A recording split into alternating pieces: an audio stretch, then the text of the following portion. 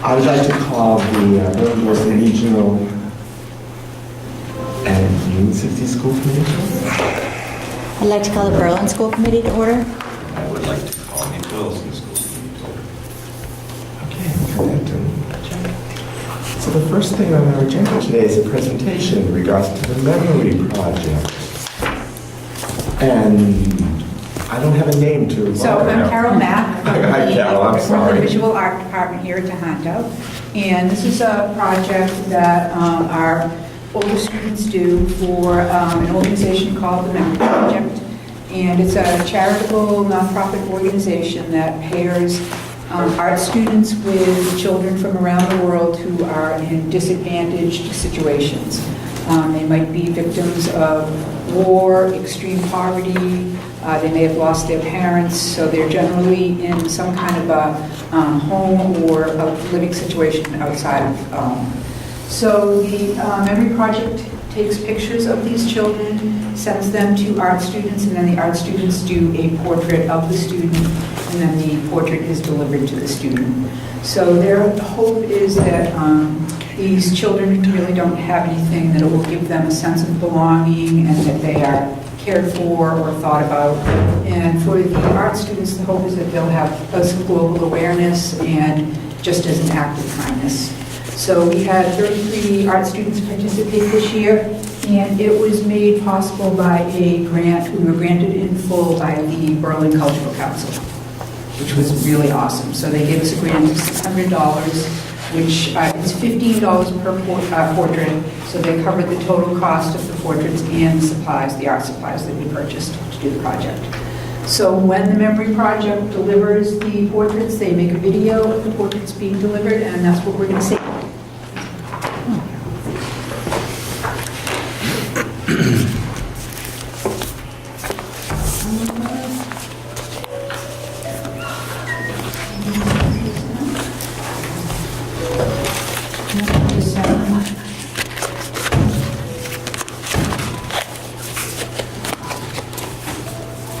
No sounds usually.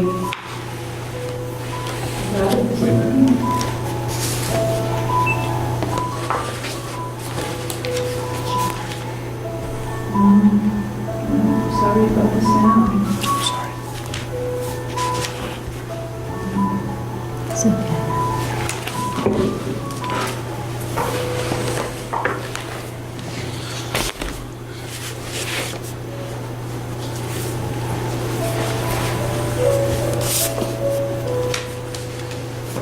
So these are our students working.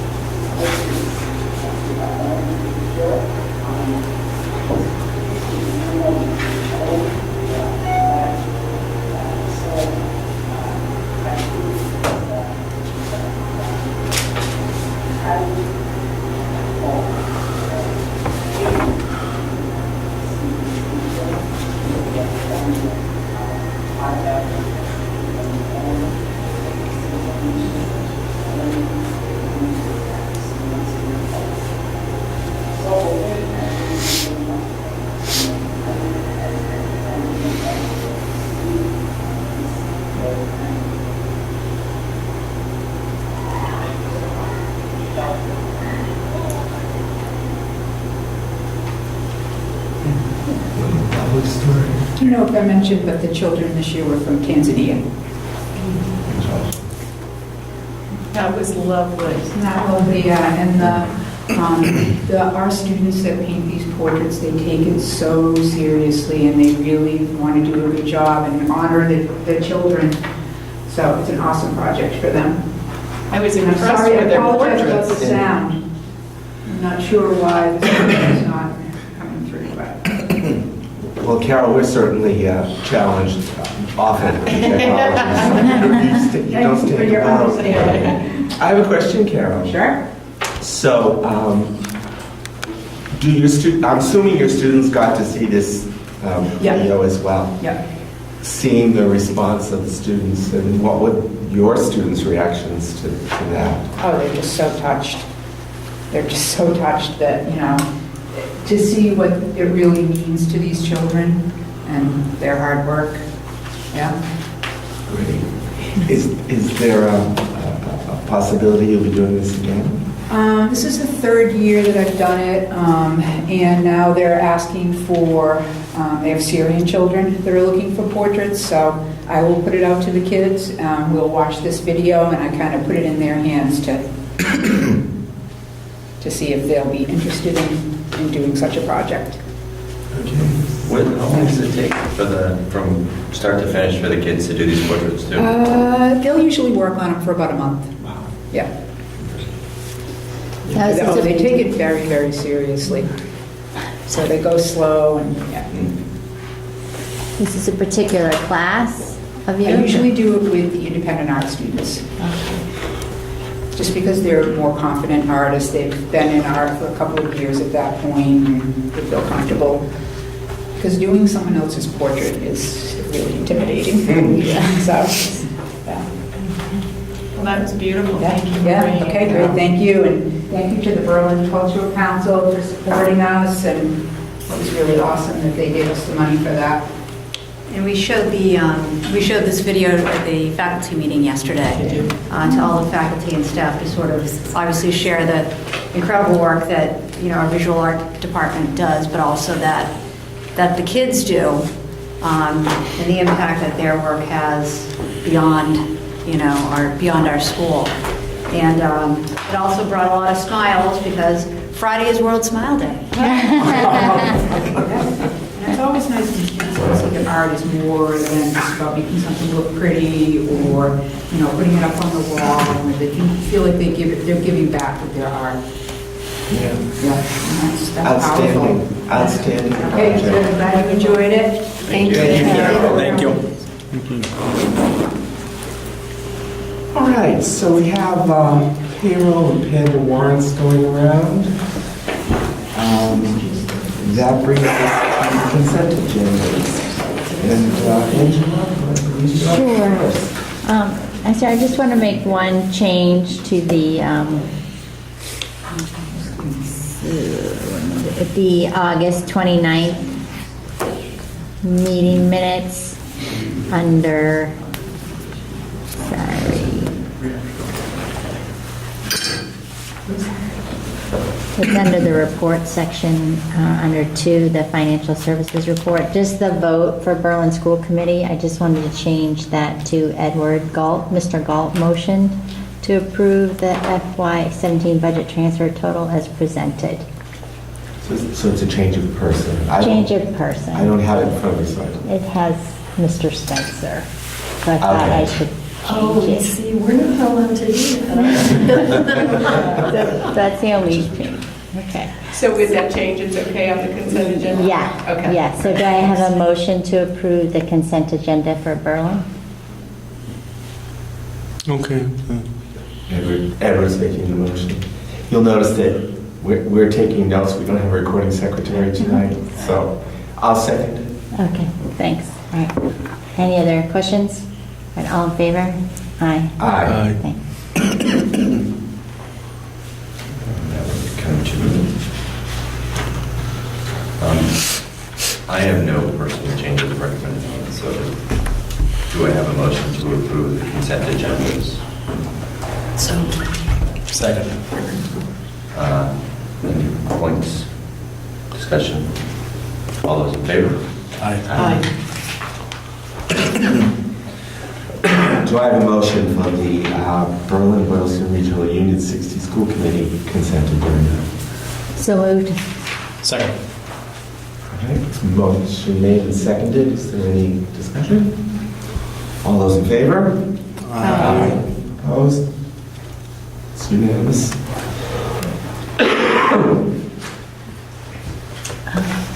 We just had a communication for the Berlin School Committee. Grace Pendergast sent us a thank you note thanking her for her Moses Reed Tyler Scholarship. Good. Thank you. Do we have any petitions and audiences this evening relating to items on the agenda? Okay, seeing none. Nick, you're up. Don't be on this corner. yeah, this is the quarantine section. I think we're all in trouble. The homecoming dance was on September 23rd in Honda's Gymnasium. The dance was bigger and more exciting than it was in previous years.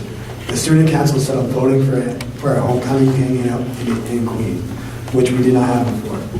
Senior Nick McGrath won homecoming king, and junior Tessa Belport won homecoming queen. Tomorrow morning we have class meetings. It is when the representatives from each individual grade talks to their class and tries to think of fundraising ideas to raise money for their class to have a good fun senior year. PSATs are next week on Wednesday, October 11th from 7:30 to 11:30. On Friday, October 13th, a meeting for the China trip will be held in the auditorium at 6 p.m. Open house is this Thursday from 12:30 to 2:30 and 6:30 to 8:30. All parents are welcome. On Wednesdays in October, wear pink for breast cancer awareness. On Thursday, we have a half day, and on Friday, teachers will have professional development, and no school on the following Monday. No school thanks to Columbus Day weekend. Okay, thank you very much. Good job. Can you make sure we have the notes so that when we're doing the minutes, the notes? That would be great. Thanks, Nick. Okay, Karen? I don't have much, but you should have in your packets the hot off the presses enrollment for October 1st for Berlin Memorial and Tohoto and Boylston. And honestly, it is very hot off the press, but I just wanted to make sure that I shared it with you and you all had a chance to look at it. Does everyone have any questions? No? Pretty straightforward. We're good? Okay. Well, I guess the question, any call-outs that are of significant concern or? Yeah, we've seen some increases, but not huge increases. I think Boylston has been a little bit of an increase this year, and not unexpectedly, but nothing significant. I know we don't have representation from the towns, but where are we at with development and how, like, what's the communication there? As far as Boylston? Yeah, Boylston and homes being put up and. Yeah, I'll have to say that I haven't been in communication with the town recently. Nadine did a lot of that, but Bob, I don't know if you have anything to add with that. Not Nothing recent. We should probably make it point Makes to sense. reach out to the select Yeah. and just get a feeling for when homes are going to be coming online, so we can start just thinking about it. Sounds good. I did hear, Mike May was talking recently about a second major development happening, not housing development, but I think a FedEx project that was going to also increase the revenue. The FedEx has started. That's the piece There- behind There's a Dunkin' second Donuts. project. Another project? There's a second project. Okay. I'll have to talk with them.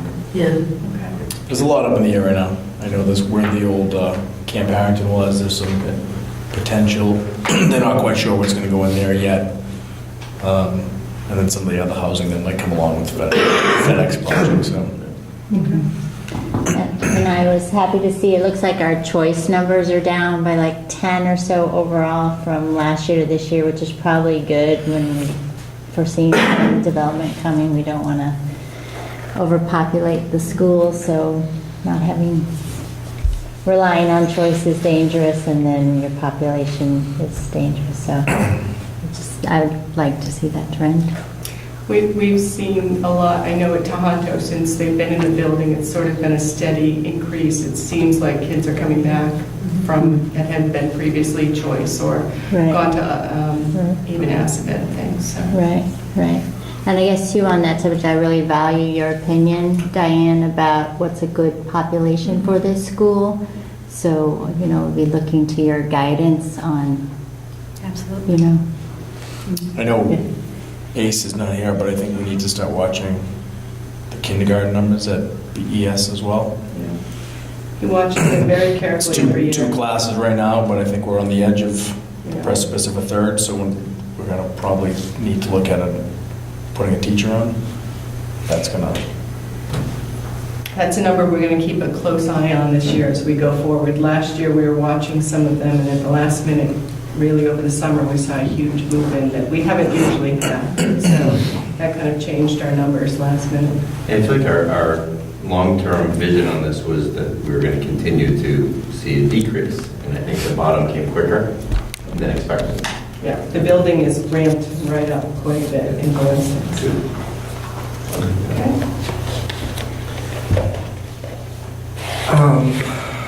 Bob, your report.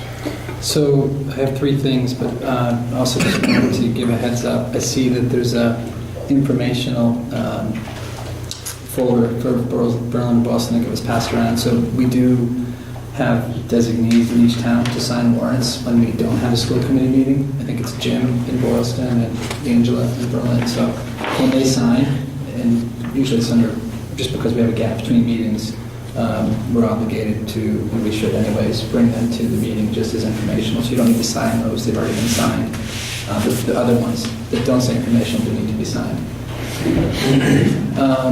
So my first item I was asked, I think Angela asked last meeting to provide an update on participation in My School Bucks. So I prepared, I kind of pulled data, I should say I had Mary Ellen pull data on what we've been receiving in online payments and the number of accounts created. And we do have within really 1 month, because I think we rolled this out, kind of a soft rollout with maybe 2 weeks left to go in the school year. So you can see how many accounts we have created by school. It's a fair number for a month. And the online payments, we actually have more payments through My School Bucks than even Pay Gold right now in each of the schools. And the My School Bucks is more automated. Basically, the payments from My School Bucks feed right into the point of sale system in the cafeteria. For Unipay Gold, we actually have to print a report out on payments, and then our food service director has to manually enter the accounts to the point of sale system to put balances on student accounts. So we're pleased to see that. That's where we are now. I did also look at where we were last year, and just to get a sense of how much of our payments were online versus check and cash. And last year, approximately 30% of payments in Tohoto were online, 50% in Berlin Memorial, and 20% in Boylston Elementary. And based on these numbers here, just looking at the dollars we had last year, I can tell you that we had more online payments in each of those three schools this year. I think Boylston has the most significant increase. So that's something that will also help lines. Students are kind of waiting in line sometimes in the cafeteria. That'll kind of speed that process. We don't have to handle payments in the cafeteria. Students get more time to eat and socialize instead of waiting in line. So that's the update on My School Bucks. The next update is on the student activity audit, which happened last summer. We're required to have an audit by an outside auditor every 3 years. We were a year delinquent, so I had that done when I started at the end of my first year. There was several findings in each report. There was a separate audit done on Berlin Memorial, Boylston Elementary, and Tohoto. There's a lot of work that we need to do to become compliant. There's some things we need to update. So I've kind of outlined what I think the next steps are. First, I just want to say that the findings are not unusual. There's some new guidelines related to relatively new guidelines related to student activities, and other districts have gone through this process where they've had their first audit after the new guidelines, and there are multiple findings. We can leverage policies and procedures from other districts. We don't have to recreate the wheel, or we can, look at which districts' policies make the most sense for us to implement here. So the next steps I've kind of outlined. I won't necessarily go into detail with them, but I just wanted to see if, I don't know if anybody had a chance to look at the report or anything, if anybody had any questions on it. So we will be using the policy subcommittee to address some of this, so particularly Ed and Jim will hear more about it before we bring it to the school committee. And we'll also look at, there's some things that we will probably need to bring to the first school committee meeting of every year. You're supposed to approve all the student activity accounts in each school. It could be the same every year, but you still need to approve them each year. So I'm going to go through and kind of identify what the list of things we need to do and where the right place to do them is, whether it's changing a policy or just having a vote at the beginning of the school year. So it's fairly involved. I think it will probably take the bulk of the year. It's a shared goal for me and Cheryl Sharon in the business office. We're going to kind of work with the student activity bookkeepers in each of the schools and get to a better place by the end of the year. And when you do the internal audit on the off year, do you just do that yourself, or who does that? It's internal. I would plan to do it. The town accountants, if they wanted to, could. I would talk to June Poland in Berlin and Jason Little in Boylston and let them know that we're in an interim year, and maybe they want to take a year, I'd take a year, but I would talk to them and we'd decide that. But they would be qualified and able to do it. I would be qualified and able to do it. There's actually a list of things that you go through in the audit that you can just follow the guidelines created by the state. It's fairly extensive, and you just kind of go through the list and do what they tell you to look for in the audit. Okay. But it should be a kind of a finance type position that does the audit. Right. So if there's no more questions, I'll go on to the last item I have, which was the central office move. So last fall, we started talking about looking at the possibility of relocating the central office to Boylston Elementary. We'd started analysis of the cost. We had some turnover in the facilities director position. We got more information when he came on board, and then we had a resignation in the superintendent position. So we got to a point now where we just wanted to circle back and not leave this kind of unaddressed for a period of time. First, and this kind of ties in a little bit to the space question you just brought up and town growth, but the rooms that we have available right now are the art room, the large art room in the pink wing. There's a space across the hall from that with 2 smaller rooms. There's a makerspace room right now used for makerspace. There's a professional learning room used for the professional learning communities, the PLCs, and there's also after-school program space. Those spaces are suitable to their uses right now, and they could be used for the central office, but those are the spaces that were being looked at for a central office move. They would, if we did move there, I think there would be some impact to those areas and suboptimal kind of locations for them. But looking at it from a financial side, well, I should say also too, the initial assumptions were based on 2 classrooms per grade, but we weren't anticipating additional building growth in town at the time. This is, a little bit over a year ago. So the concern is that a risk would be temporary, we'd be paying to relocate, and then we have growth, and then we need to relocate back out of there. And I think that's the biggest concern. The next is the cost, which I'll go over. We currently pay a little bit under $40,000 in rent. This is last year's cost. It's a 3% increase over that. It's not a huge amount. Boylston, it's paid to the town of Boylston. They waive the cost to the elementary school. So on a net basis, it's $9,639 is deducted from that. Comes up to about $29,000. The cost to relocate, if we did nothing and just moved into the building, which we can't do, but we did get that number. We basically just picked up our equipment, and it'd be $21,500. If we made structural alterations to the space so it was suitable, including putting in air conditioning, which we don't currently have. We don't have people working in the summer there now. We have the central office there in the summer. The structural alterations and creating some partitions in the space so we'd have shared spaces by multiple people would be $215,000. A separate entrance for central administration where we kind of segregate it from the building so that you're not commingling traffic of the people who are visiting central office in the elementary school. $16,500, and there were other potential additions that would add up to $70,000. So it's around $300,000 in total.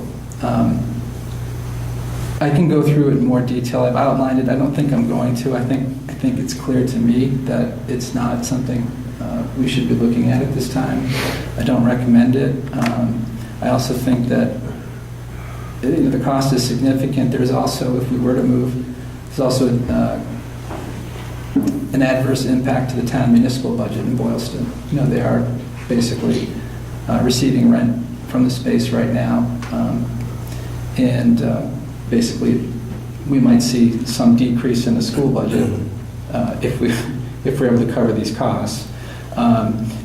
In the long term, we might see some decrease in the school budget, but you'd see an offsetting increase in the municipal budget because you don't have the revenue that you're getting from renting it. So I think for a lot of reasons, it doesn't make sense right now.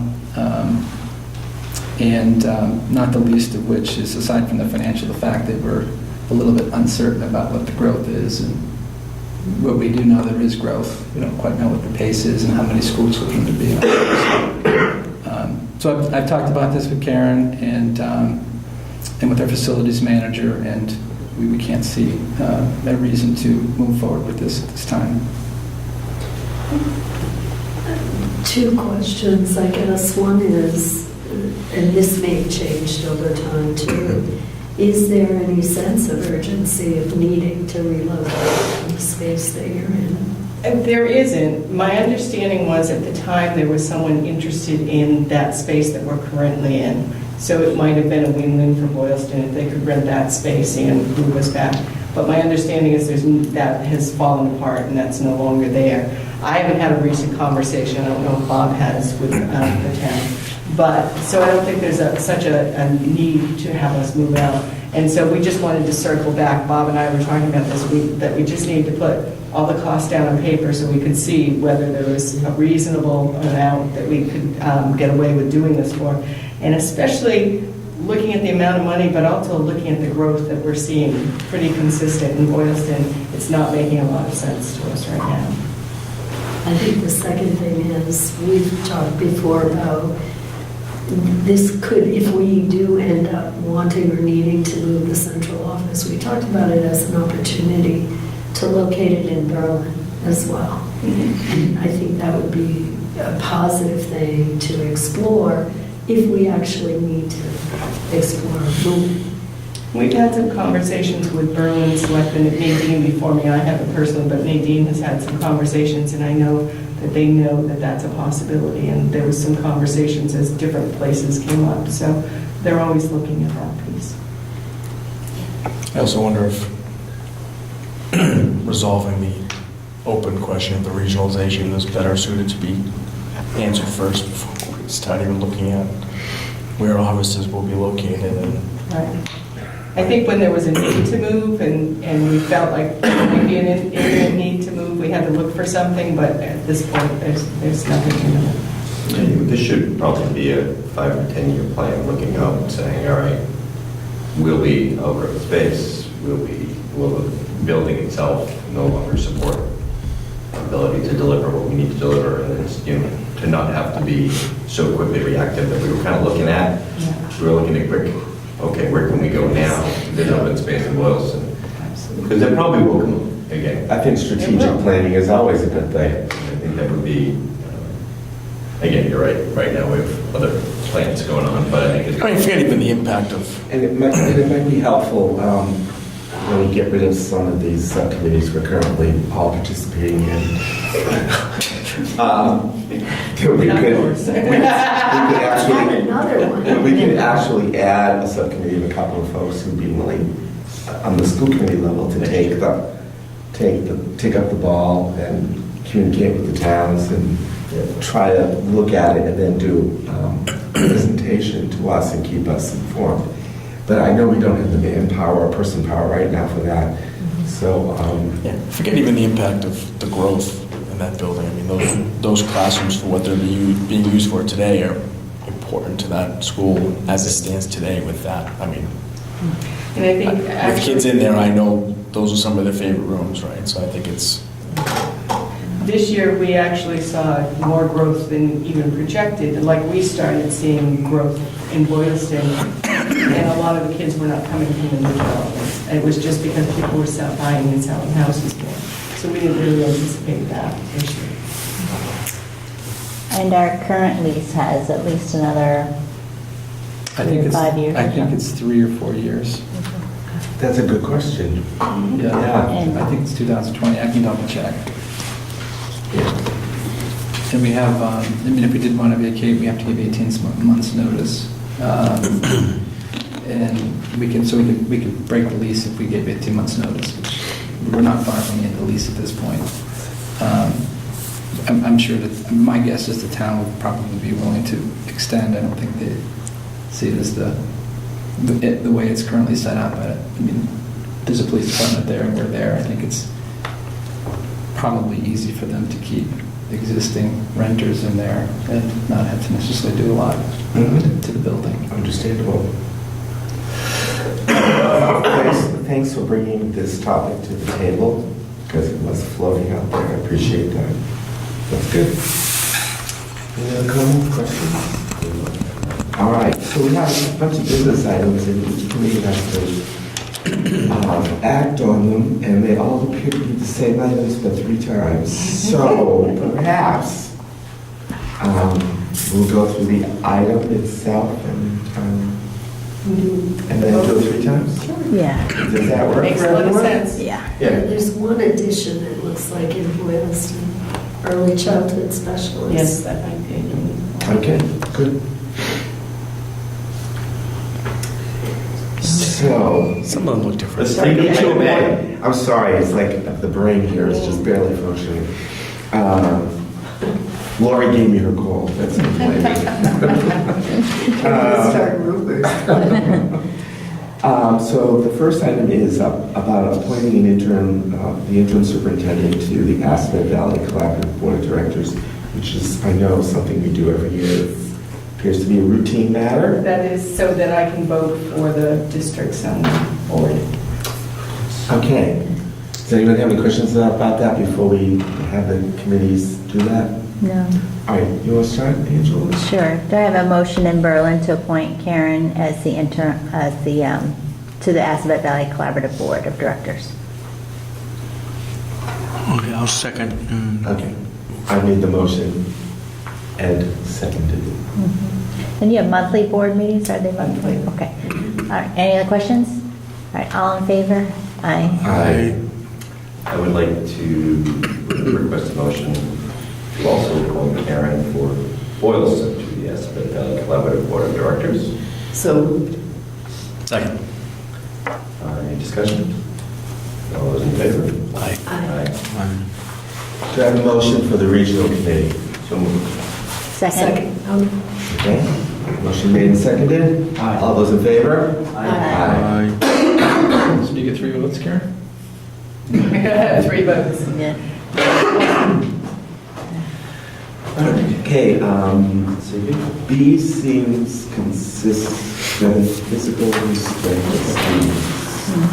It's a first reading. The first reading. Any questions or comments on that? There's 2 different flavors in there. So I have snacks over there. Cough drops. Are there any questions in regards to the physical restraint of students policy? It's just a first read. No?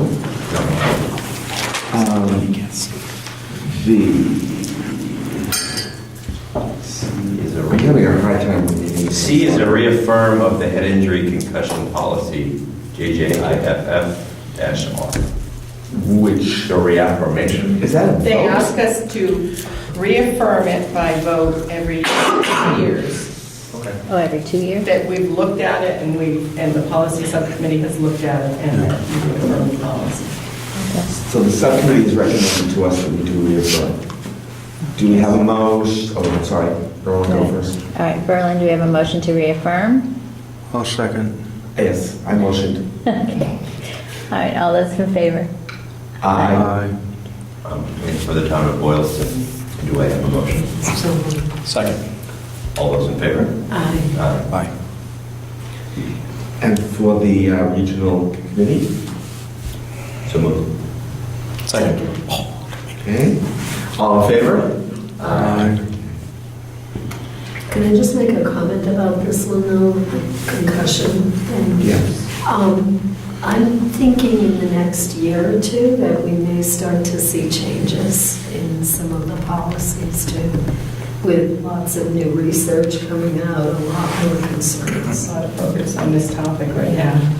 Yeah. It may be unfair to ask you, Penny, if it could, but do we see a high level of incidence or a change? Does that even come through to you?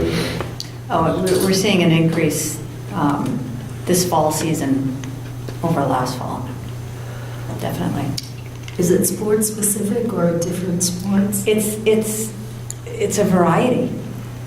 I think people are just sort of more aware and not trying to hide it Yeah. Good. anymore to be on the field.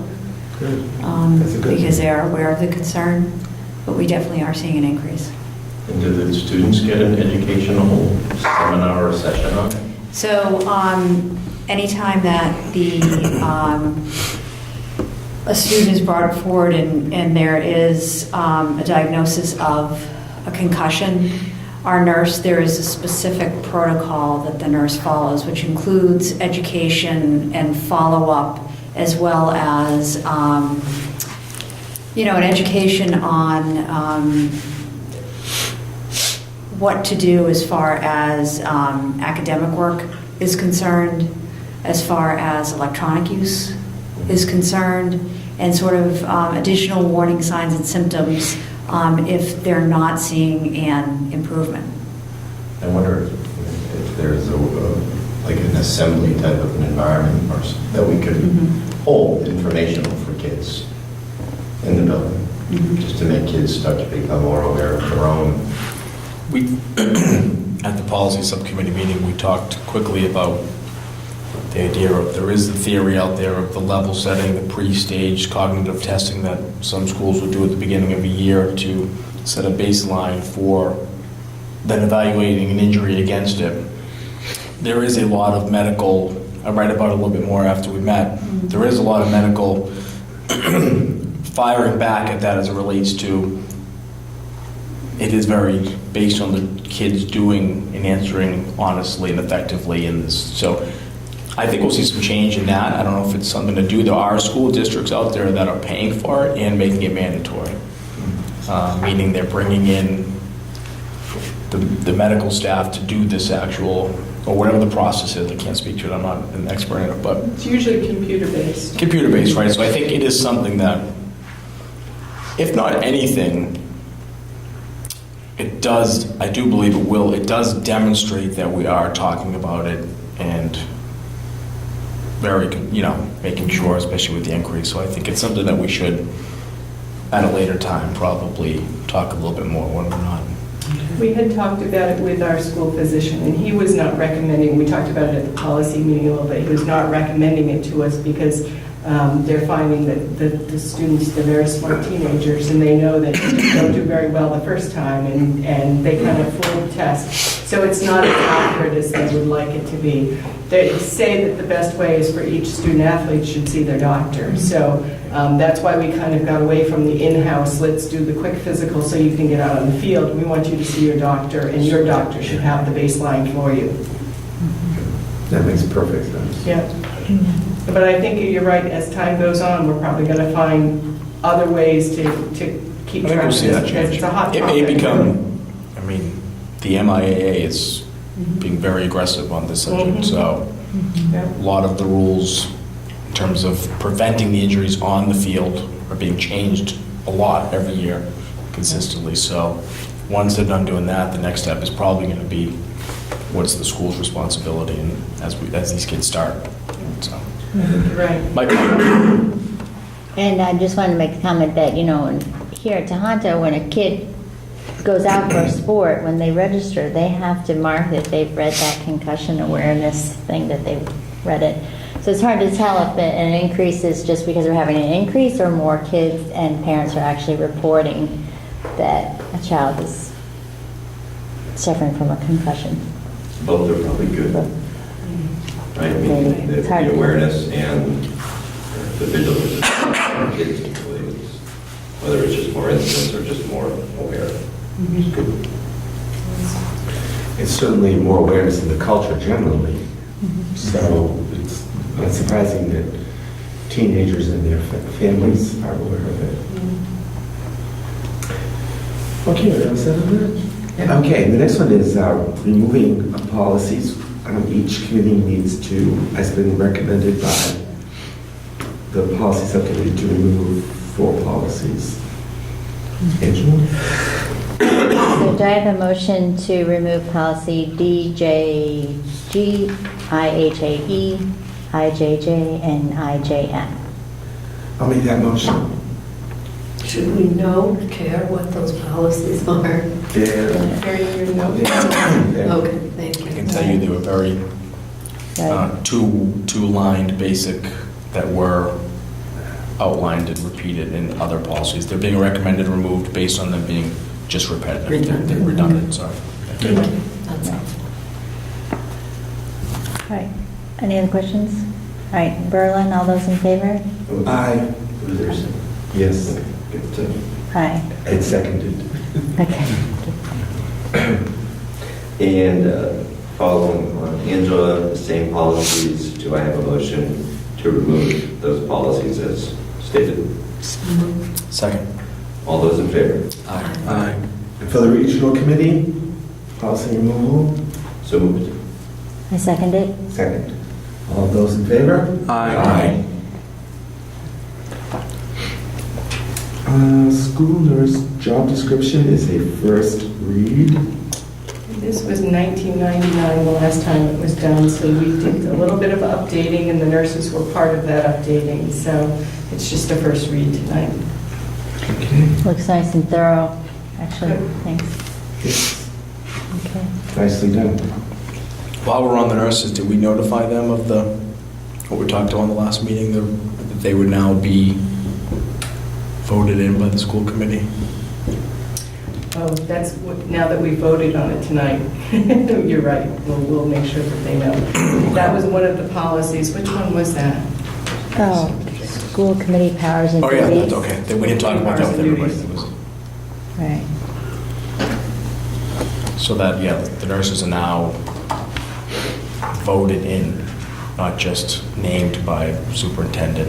They have to be voted on, so. They're recommended by the superintendent and voted by the school committee, is that what we read? Right. Yes, that is the Right. new way of doing it. So I felt it was just appropriate to let them know that that was how Absolutely. it would be done now. Not that it's going to change. Does that get that doesn't get applied to them now because they're in their role? No, next time around, I think. It's only for new hires, right? Mhm. Correct. Okay.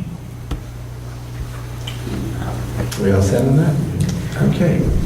So now we have the MASC resolutions, the annual resolutions for each committee, as this relates to the MASS conference convention. We don't have them because we have no representative. No one's going. Yeah. Just Berlin and the region. And so, I did a review, just for your information, and all of them were ones that we certainly would agree with. There was one that was a little bit nebulous, that was the question about circuit breaker. Cliff, you're the one going on. Yes, I am. It was the one about circuit breaker, which sounded like it might benefit larger districts and not so much smaller districts like us. So that would be the only one that we would probably want to hear more about on the floor. It was about the two, if we have an extraordinary relief, if we go 250% over with our circuit breaker amounts, we can apply for extraordinary relief. And what they're saying is the big districts never get 250% over because they have such large budgets. So it sounds like something that would benefit more the larger districts. So the instruction to the person attending the convention would be I think ask questions for that one. It really talked about how it would benefit the larger districts, but it did not talk about what that means for anybody else. Okay. So other than that, I think we were in agreement with all of them. Just an observation that from our experience, Angela and, what's her name? It's an exercise. Yes. And it's interesting, and they certainly generate conversation. At the end of the day, it didn't make any difference. It's not like, I mean, I realize this probably forms a platform for MASC to lobby, maybe, but it's not evident to us that anything changed as a result of this. So don't feel too worried. Yeah. Well, last year I recall that one of the issues was removing the cap on charter schools.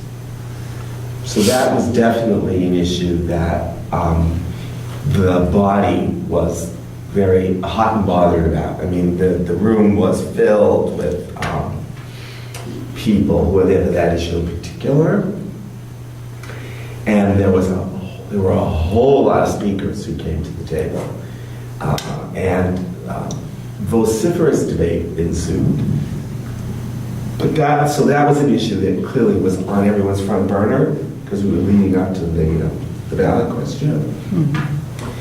So that might be a distinguisher amongst these issues. If there's something that the voters at large are going to be dealing with, then they seem to be more relevant and important to us. Just my observation. I have a question about Resolution 1, which is talking about moving the Chapter 70 funding enrollment date to March because supposedly March is a more peak enrollment for the schools. Are we finding that in our school districts as well? I think Does it vary that much from October They 1? they come in, and I think it's a lot of students come in more like November, December, and we're always saying, too bad they didn't make it by October 1st so they could be counted. But I've never really sat and compared the two numbers, like what's the March to the October numbers. That would be interesting, and I can look at that, and I can probably talk more intelligently to whether it is or not. But as the year goes on, they tend to come in and partway through, and they want to be captured as part of that funding. Right, okay. Interesting.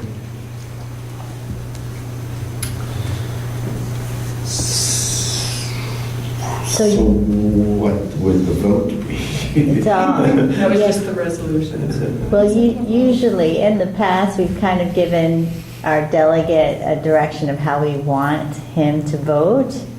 So, I mean, if the committees are comfortable, we could just say we approve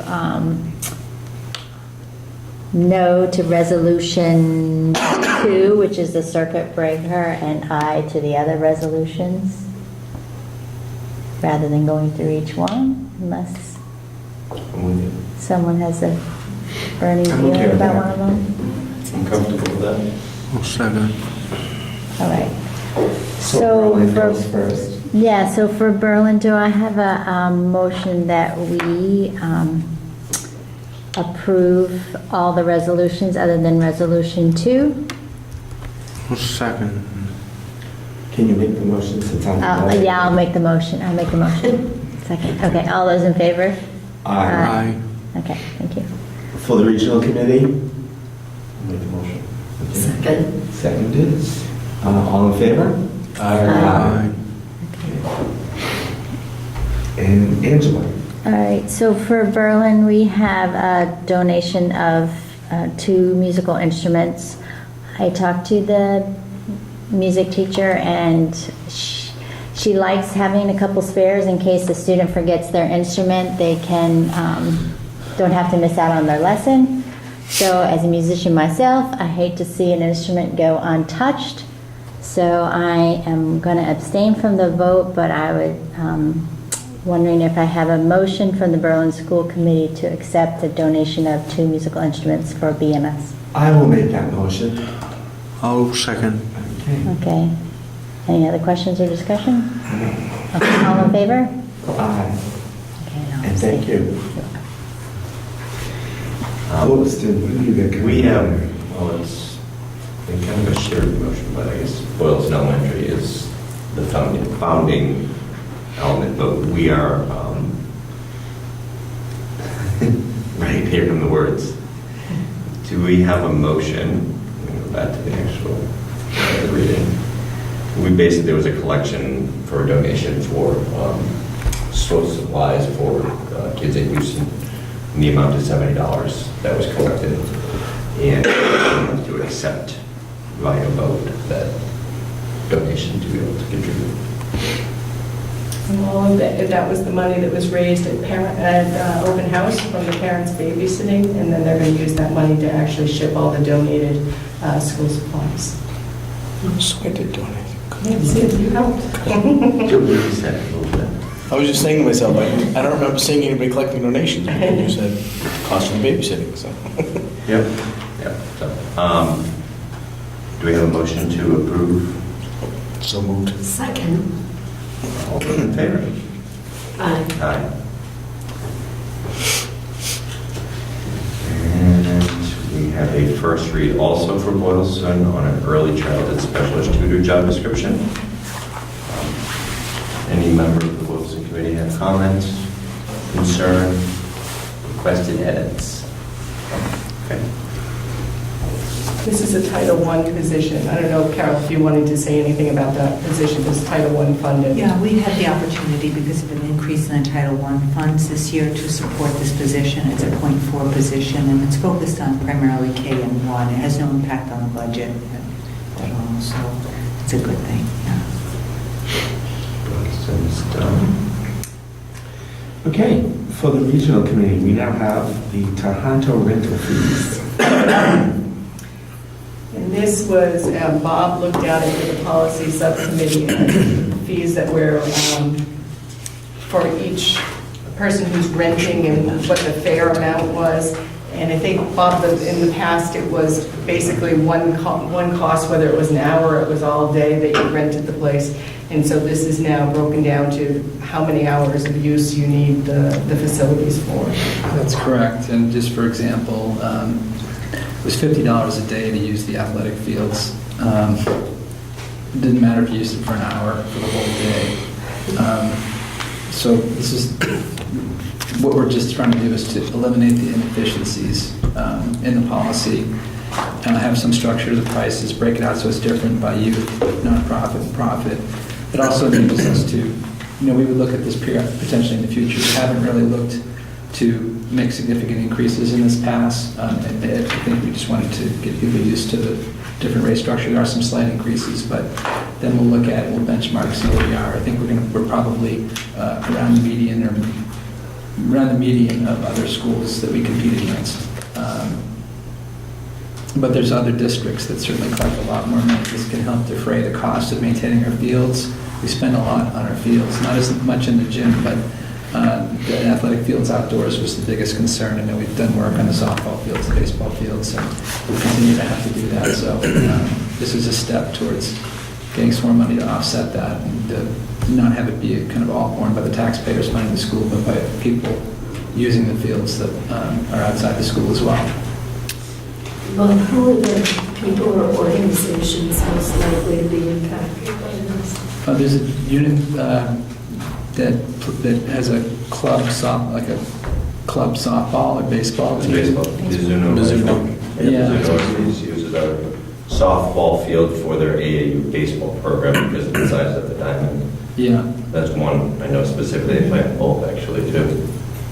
We do a lot of town baseball in the building. We do a lot of Town town basketball in the building. And I know that there's been some quick questions from those groups, but reality, just because it was waived and allowed for a long period of time doesn't necessarily mean it gets deferred, that can continue because there is interest. Yeah. These fields and the buildings, if we have the opportunity to, not to say, you're not just charging for the sake of charging, but it's the right cost. So are we going for 0 to these hourly costs for the town?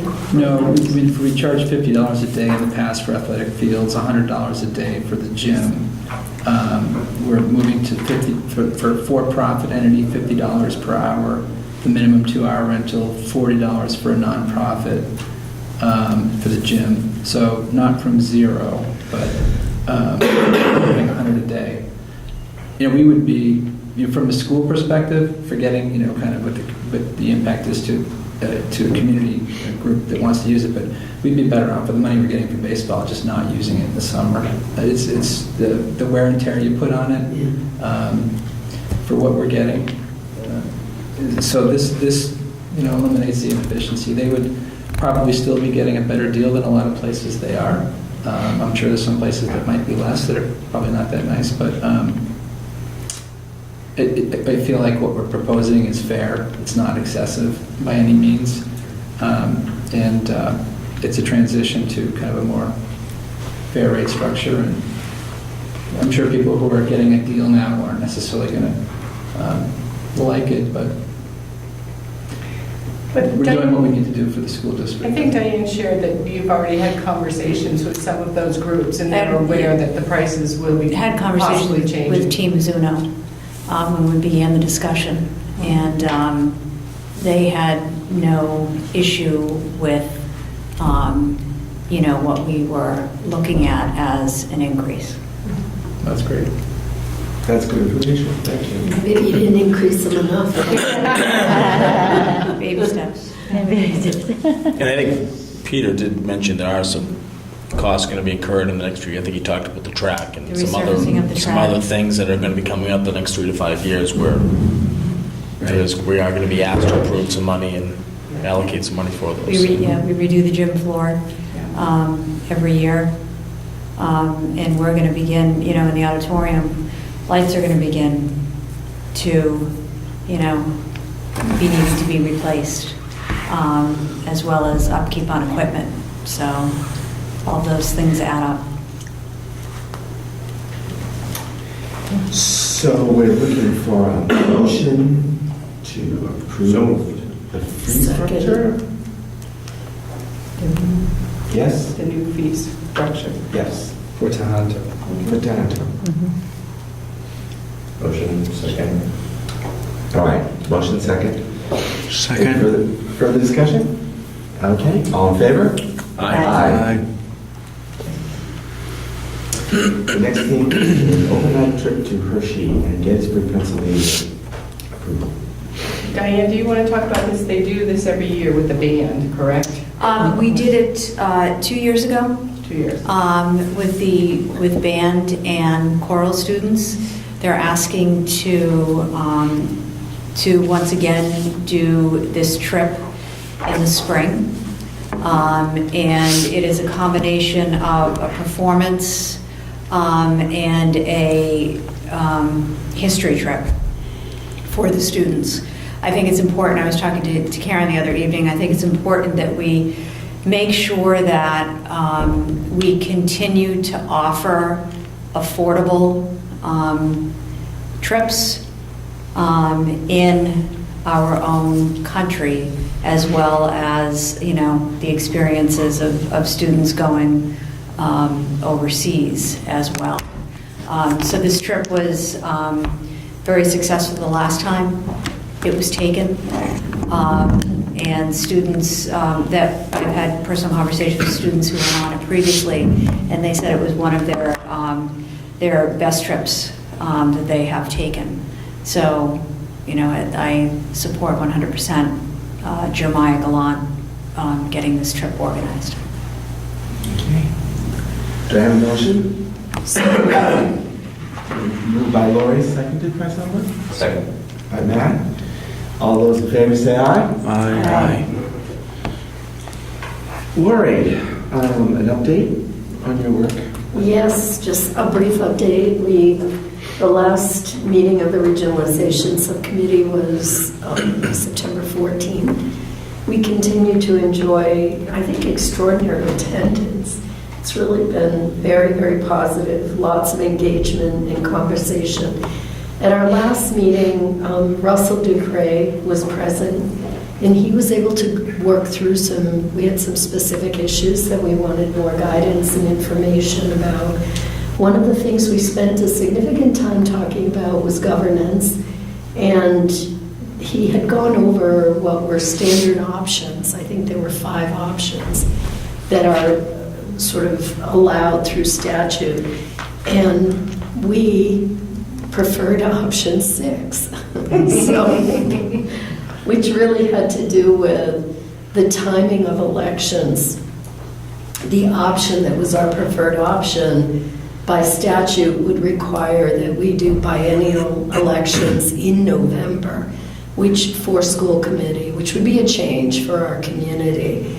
And so Russell was asked if he would bring to the state the idea of, well, what if we do this structure, but we have our elections in May instead? And he did get back to us with a response that it's a possibility, however, it has to be approved by the legislature. So that we'll bring this back to our next meeting for conversation and discussion and see how strongly the group feels about option 6 versus one of the other options. But that was a part of the focus. We did spend some time as well talking about the financial aspect, and Bob is still working with, Russ is helping. He's been in touch with Christine Lynch. And is she at DESE? She is. I don't know if she's full-time anymore, but she's the expert on this. Okay. And so we're anticipating in the next couple of meetings that we're going to be spending a significant amount of time reviewing some options. And Russ actually is working with another district that was looking to have a different kind of is it apportionment other than the statutory type? And if that were to be favorable to DESE, that could be very helpful in our situation as well. So we're going to be interested to hear more about that and look at that. Having Russell at our meetings, I think, is extraordinarily helpful.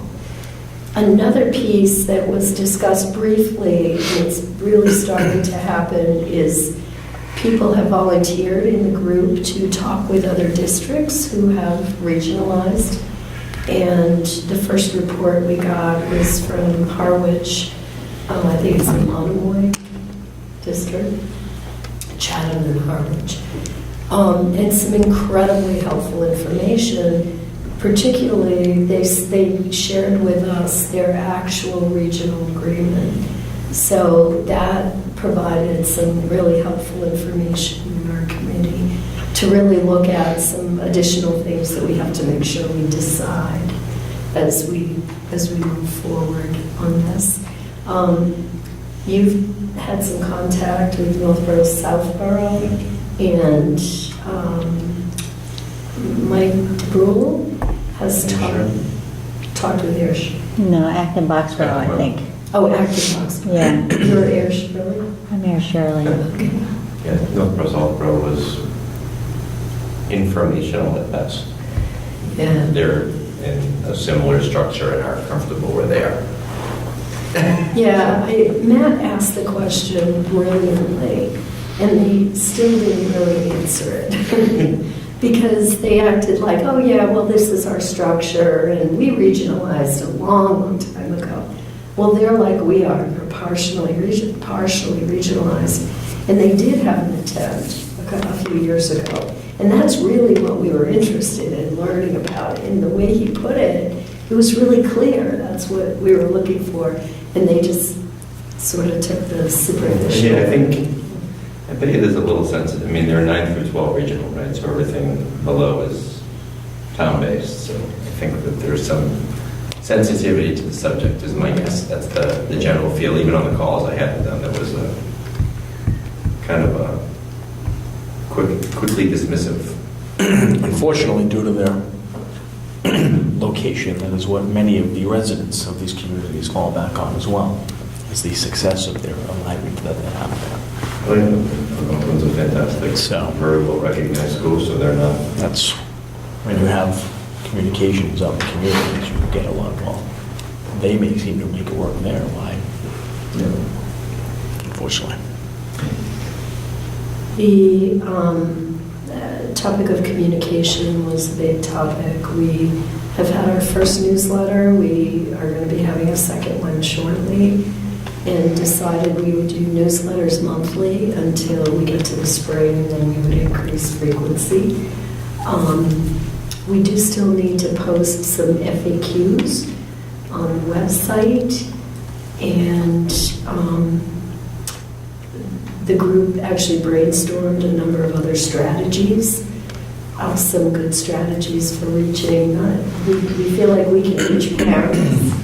In a sense, it's really how do you effectively reach community, non-parent residents. And so people had some really good grassroots kind of suggestions. It was very helpful.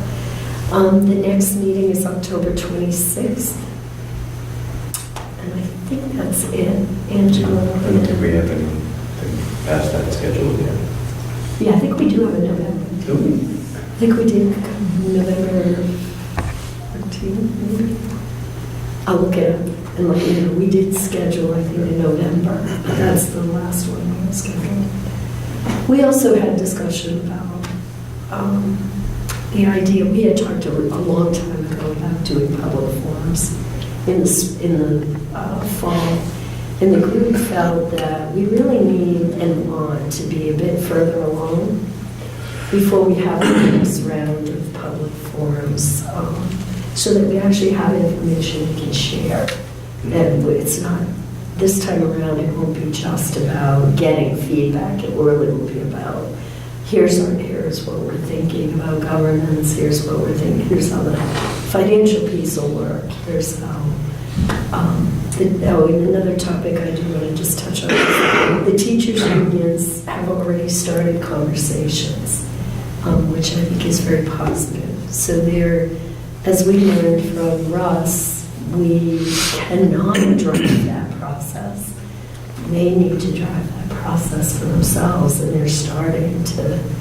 I think the two elementary unions wanted to get together first before approaching Tohoto Union. Anything to add? Oh, good memory, Lori. We attempted to be at the Beaufort houses. There was very little. I mean, that was at Boylston Entry for a half-hour. We tried to engage, but the schedule is so busy with people bumping through the building that.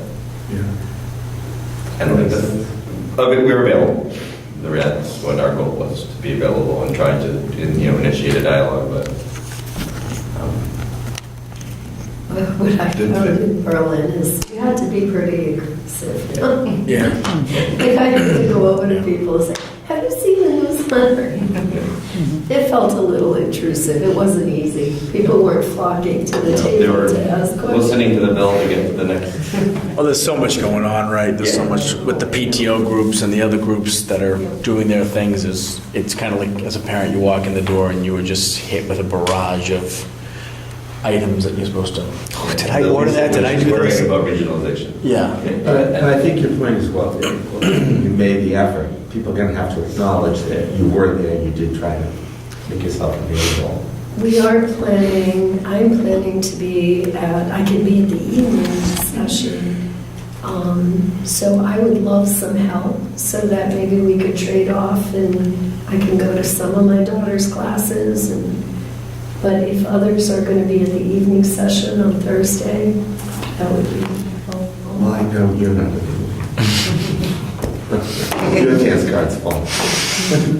You guys have a superintendent search Thursday? Okay. Not in this building. I will. Not in this building. Diane, can we maybe have do you think the best thing is for us to have a table in the CAF? Yep, so I can sign you up for a table, and if you want to leave, brochures or pamphlets, we can certainly, if you want to drop them off for the afternoon session, Okay. we'll be able to do that. Yeah. Actually, I can probably give you some today. Okay. I do want to point one thing out. The version of the newsletter that actually got sent was the prior version. It was or wasn't? It was. Oh, So, it didn't have Betsy on it? exactly. That's Oh, my. We thought we picked the right one. I know. Okay. I know. I'm sorry that it wasn't easy to figure that out. I kept looking at them too. There was one other change with the word district instead of just elementary school. I think Betsy's fine. I think we're okay. And I'm going to give you a stack of these. Okay. So, anything else, Lori? I think that's enough. Okay. It's amazing that you remember all that. The next item is me. In September, when I appointed members of the superintendent screening committee, as soon as we appointed the committee, one of the persons looked at the schedule and looked at it and said, "Oh, I can't do that." But his wife stepped up to the plate, and she's been participating. So I need to appoint Karen Grosha to the superintendent screening committee. She's already done the work, she might as well appoint it. Just a brief update. The screening committee, first of all, and Jim can make some comments after this too.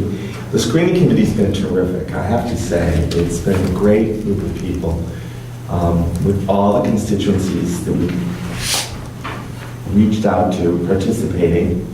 Once everyone got over the initial nervousness in the first meeting of the first 30 minutes, people began to open up and talk about what they needed to talk about. So I'm very, very happy with the screening committee. They've done a great job. And Dorothy Presser and her colleague from MASC has done a terrific job in guiding us, supporting us, keeping us on track. So I'm really, really pleased with the work that they're doing. We did start our interviews of candidates last night, and our plan is to announce at a school committee meeting on Friday morning at 8 a.m. The finalists that the screening committee has chosen. You don't know how many? No, The goal is 3 to 5. the goal. The goal. The goal is 3 to 5. That's fair. The goal is 3 to 5. It's been, the group is very, I can see why as my first experience, I can see why the committee is extremely important, because every single person brings strengths to the process. And I learned that very quickly in the first review session, of the candidates, where some folks take different aspects of what they look for and what tools they use to investigate. And I found it extremely helpful, and it even changed my opinions and ideas and thoughts on the process and stuff like that. So that aspect, the group is a great group, I would say, and very, very involved. So I think based on that, we should be successful, is my hope. There's a lot of optimism in the room. There's a lot of optimism.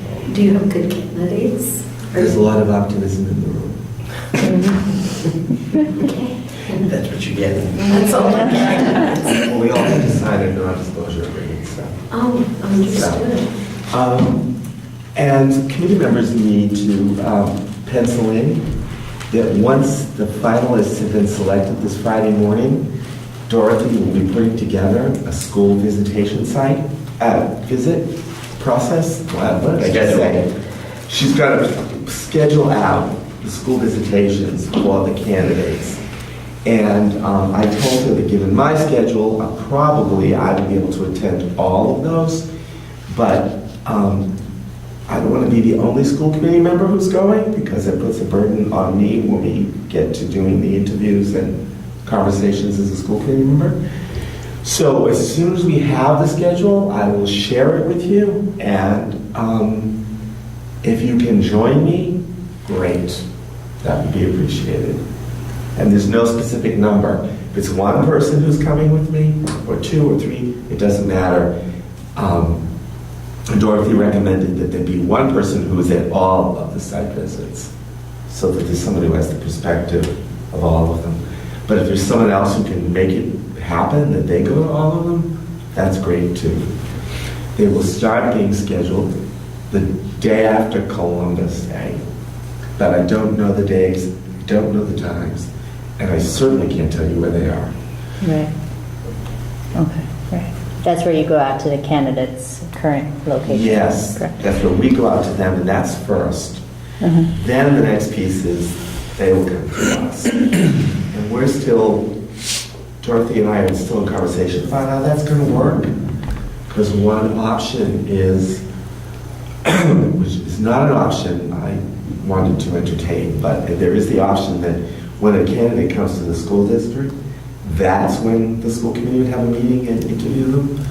But that could be lots of meetings. And I told her I really felt we needed to bulk them up so that, if we have to lock ourselves in a room for 5 hours, that's what we will do, rather than 3 or 4 2-hour meetings of interviews. So those details aren't worked out yet. The only thing I know is on Friday we're going to announce the finalists. And shortly thereafter we will know what the site visit schedule looks like. And I will need volunteers to join me. Are there any questions about that I can answer? Nope. Anytime I don't know the answer to the question, I just clap. Are there any school committee comments or future agenda items? We're going to do the tour of the facility before we do an executive session, aren't we? Yes. Okay. Make sure, it was like, what's not on the agenda, like, what? The answer to that is yes. Switch that. By the power invested in me. Okay, so no comments or future agenda items. Okay. And it's just been suggested that we should do the tour now so that we can do the executive session. So we can, I'd like to adjourn the Berlin meeting though. So do I have a motion to adjourn the Berlin School Committee meeting? I'll make that motion. I'll second. Okay. All those in favor? Aye.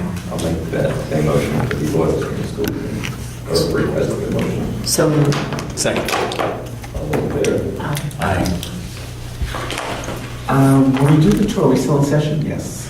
For the region, yes. Yes. All right.